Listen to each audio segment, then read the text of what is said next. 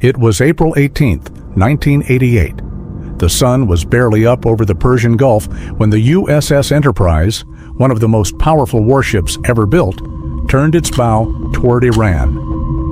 48 hours earlier, an American frigate had hit a mine and nearly sunk. Sailors had been blown off their feet. The ship was taking on water faster than the pumps could handle it. And the mine, it had an Iranian serial number.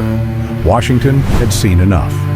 What happened next was the largest surface naval battle the United States had fought since World War II. Cruise missiles, a sinking oil platform, F-14 Tomcats screaming at low altitude.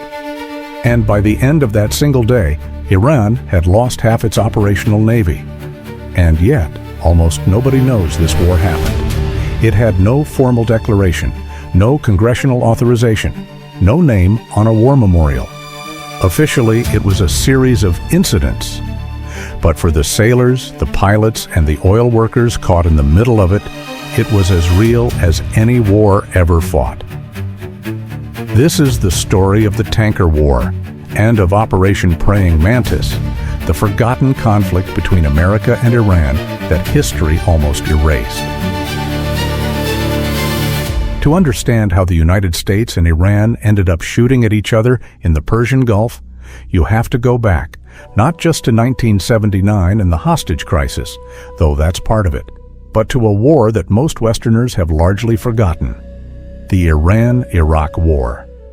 In September 1980, Iraqi President Saddam Hussein launched a full-scale invasion of Iran. His calculation was simple and catastrophically wrong. Iran was in chaos after its revolution. Its military had been gutted by purges. It would fold within weeks. It didn't fold.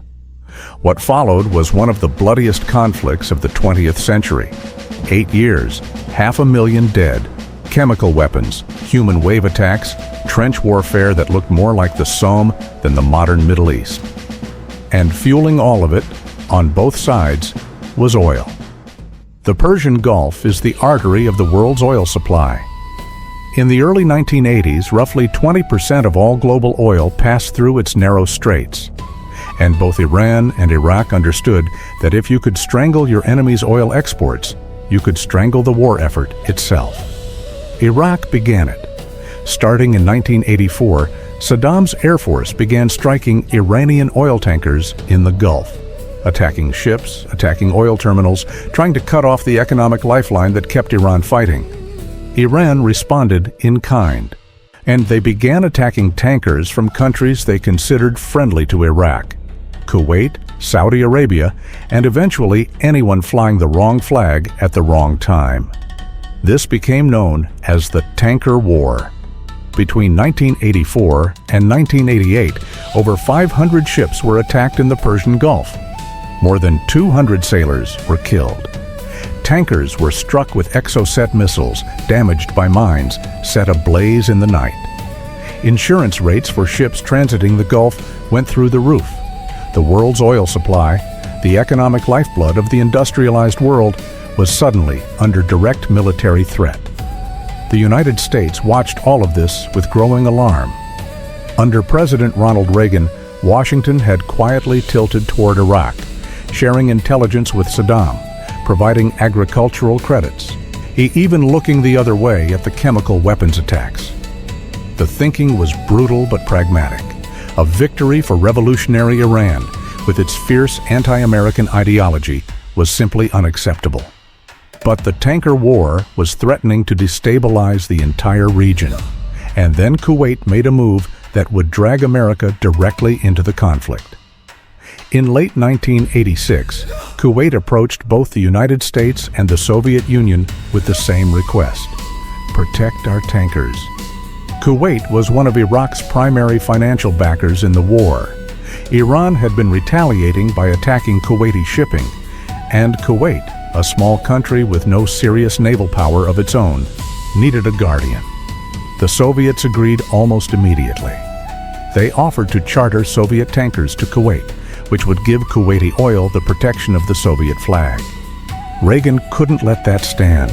The idea of Soviet warships patrolling the Persian Gulf, the most strategically vital waterway on Earth, was a Cold War nightmare. If the Soviets were going to be there, America had to be there too. And so, in 1987, the Reagan administration launched Operation Earnest Will, the largest convoy operation since World War II. 11 Kuwaiti tankers were reflagged under the American flag and placed under the direct protection of the United States Navy. Here's what this meant in practice. If Iran attacked one of those tankers, they were attacking an American vessel. Under international law and under the laws of war, that was an act of aggression against the United States. The Navy deployed a carrier battle group, guided missile cruisers, destroyers, frigates, minesweepers. Thousands of sailors steamed into one of the most dangerous bodies of water on Earth, sailing between two nations locked in a death struggle, trying to thread the needle between neutrality and confrontation. It was an incredibly dangerous mission, and Iran was not impressed. Almost immediately, the provocations began. Iranian gunboats harassed American vessels. Iran deployed mines, drifting deadly relics of an older era of warfare, but lethal nonetheless, into the shipping lanes. American helicopters caught an Iranian vessel, the WWII, literally laying mines in the Gulf at night. The ship was seized. The mines were photographed. The evidence was irrefutable. Iran had been caught red-handed, but they didn't stop. If anything, the provocations increased. Iranian Revolutionary Guard speedboats, small, fast, and armed with rocket-propelled grenades, began harassing American ships. Iranian silkworm missiles were fired at Kuwaiti facilities. The temperature in the Gulf was rising by the day. Then came October 1987. Iran fired a silkworm missile at a reflagged Kuwaiti tanker, the Sea Isle City. The ship was struck. The American captain was blinded. 17 crew members were wounded. The Reagan administration responded with Operation Nimble Archer. American destroyers bombarded 2 Iranian oil platforms in the Gulf, platforms the Navy had confirmed were being used as staging posts for attacks on shipping. The platforms were destroyed. A message had been sent, but the message apparently was not received. April 14, 1988. The USS Samuel B. Roberts, a guided missile frigate, roughly 450 feet long, carrying a crew of 167 men and women, was on patrol in the central Persian Gulf. It was late afternoon. The sea was calm, almost glassy. By every measure, it was a routine day. Then, at 4:37 in the afternoon, the Roberts hit a mine. The explosion was enormous. It blew a hole 10 feet wide in the ship's hull. The keel, the backbone of the ship, cracked. The engine room flooded. Electrical fires broke out across the ship. The Roberts began to list. For a moment, the crew were stunned. Then training took over. Sailors fought the fires with their hands and hoses. Damage control teams raced to stop the flooding. The executive officer later said the ship would have sunk within minutes if not for the extraordinary discipline of the crew. While men and women worked for hours in smoke-filled compartments, in ankle-deep water, in the dark, to keep that ship afloat. 10 sailors were wounded. Miraculously, no one was killed. The Roberts was eventually towed to port, a broken ship. She would spend months in dry dock, but she did not sink, and that was nothing short of extraordinary. American Navy divers examined the mine. It was Iranian, specifically a variant of an old design, with serial numbers that matched mines found on the WWII 7 months earlier. The evidence was as clear as anyone could ask for. In Washington, the decision-makers gathered. Secretary of Defense Frank Carlucci, Chairman of the Joint Chiefs Admiral William Crowe, Secretary of State George Shultz, and the President. Well, the question before them was not whether to respond. The answer to that was never seriously in doubt. The question was how. They chose 4 days. They would give Iran 4 days to think about what was coming. 4 days while American forces positioned themselves. And then, on April 18, 1988, the United States Navy would deliver its answer. The operation was given a name that sounds almost whimsical for something so deadly: Operation Praying Mantis. The plan was methodical and devastating. The U.S. military had identified two Iranian oil platforms in the Persian Gulf, the Sabalan platform and the Artery platform, that were being used as military staging posts.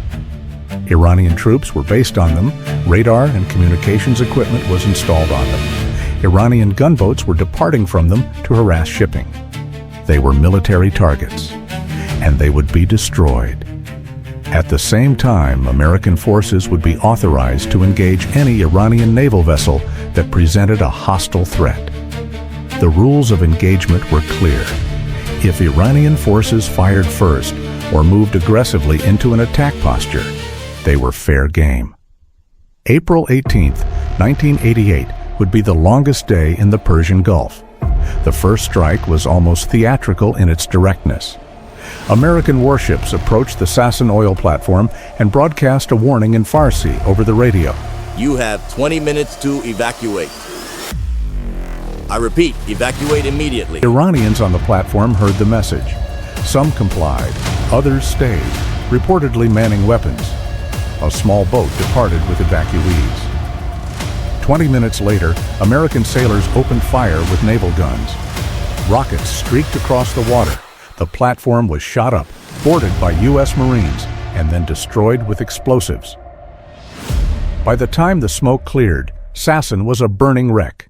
The Artery platform, further south, received the same treatment shortly after. Warning given. Warning ignored by some. Engagement commenced. Platform destroyed. But the Iranians were not going to simply absorb these strikes and go home. And this is where Operation Praying Mantis escalated from a planned strike into something far larger, far more dangerous, and far more consequential. At mid-morning, an Iranian gunboat, the Joshan, about the size of a large yacht, armed with a Harpoon missile system, approached American forces at high speed and fired an anti-ship missile at USS Wainwright. This was the moment everything changed. The missile streaked across the water. The Americans saw it coming. The Wainwright, along with USS Simpson and USS Bagley, responded with a wall of chaff, clouds of metallic particles designed to confuse radar guidance. The Harpoon missed. The American response was immediate and overwhelming. The three U.S. ships opened fire with standard missiles, machine gun fire, and their own Harpoon missiles. The Joshan was hit multiple times. She caught fire, was abandoned by her crew, and sank into the Gulf. Iran had now lost a warship, but the day was far from over. As the morning wore on, two of Iran's larger frigates, the Sahand and the Sabalan, moved into the conflict zone. The Sahand opened fire first, launching surface-to-air missiles at American aircraft overhead. It was a defiant, almost desperate act. The Americans responded with everything they had. A 6-intruder attack aircraft from the carrier USS Enterprise dove on the Sahand.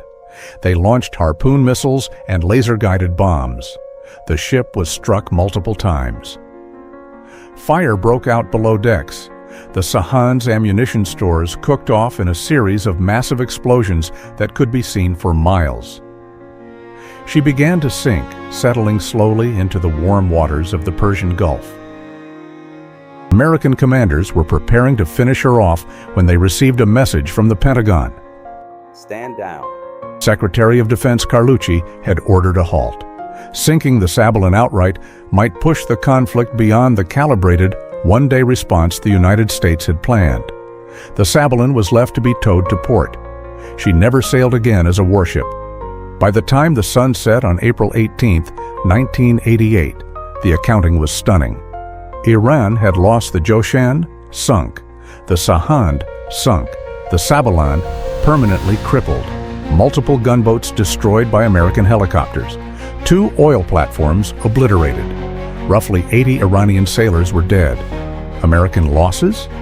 2 sailors had died, not in combat, but in a tragic accident when their helicopter went down during the operation. In a single day, Iran had lost almost half of its operational naval capacity. It was the largest surface naval battle the United States had fought since the Second World War. This was the forgotten war. Not forgotten because it didn't matter. Forgotten because history, like all of us, sometimes cannot bear to look at everything it has done. If you found this video worth your time, please consider subscribing. There are more stories like this one waiting to be told. Stories the world has moved past too quickly. Stories that, if we're being honest with ourselves, we probably need to understand. Thank you for watching.